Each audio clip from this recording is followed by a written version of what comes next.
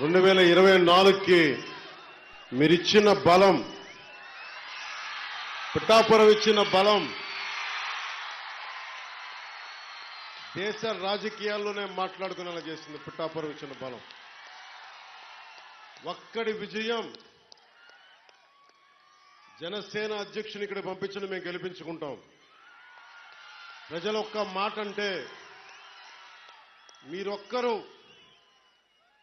మీ గెలుపు మా పిఠాపురం మాది బాధ్యతని మీరు తీసుకున్నందుకు నేను కూటమి అభ్యర్థుల అందరి విజయానికి నేను కృషి చేశాను.